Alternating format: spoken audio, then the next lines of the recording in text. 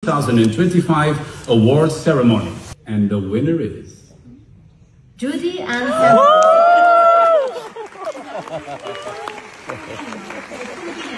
Judy Ann Santos from the Queen's Castle, directed by Chito Reno from the Philippines.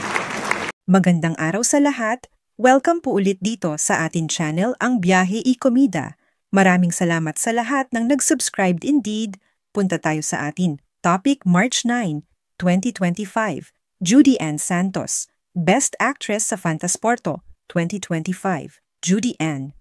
There's a lot of excess baggage when I get back home. Muling nadagdagan ang mga parangal sa award-winning Filipina actress na si Judy Ann Santos dahil siya ang nagwagi bilang pinakamahusay na aktres sa ika-45 Fantasporto International Film Festival na ginanap mula Pebrero 28 hanggang Marso 8, 2025 sa Batalha Centro de Cinema, Porto, Portugal. Nanalo si Judy Ann dahil sa mahusay niyang pagganap sa Espantajo na may English title na Scarecrow. Ito ang kanyang pangalawang Best Actress Award para sa nabanggit na pelikula bilang siya rin ang nagwagi sa gabi ng parangal ng ika-50 Metro Manila Film Festival noong Disyembre 27, 2024.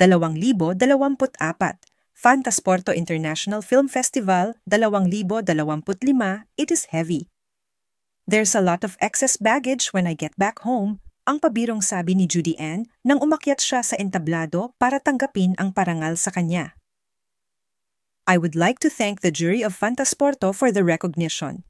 It is with great pride and honor that I am here to represent my country, which is the Philippines.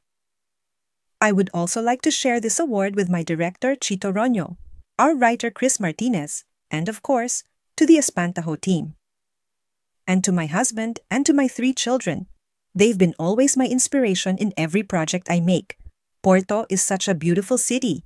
I am just so happy I would be bringing home the best souvenir, ang mensahe ng pasasalamat ni Judy Ann para sa International Acting Award na ipinagkaloob sa kanya. It is heavy. Good evening. There's a lot of excess baggage when I get back home.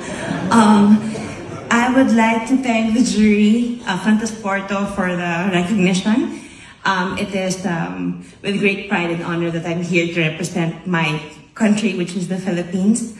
I would also like to share this award with my director, Chito Reno, our writer, Chris Martinez, and my producer, Attorney Joji, and of course, to Espantajo team, and to my husband and to my 3 children. They've always been my inspiration in every project I make. Porto is such a beautiful city. I'm just so happy I will be bringing home the best souvenir. Thank you. And yan ang ating latest showbiz chika updates for today. Huwag kalimutan mag-subscribe, click the notification bell for more showbiz chika updates, like and share the video, at pakisuportahan ang ating Facebook page. Maraming salamat sa lahat ng nag-subscribed indeed. Magandang buhay sa lahat. Paalam.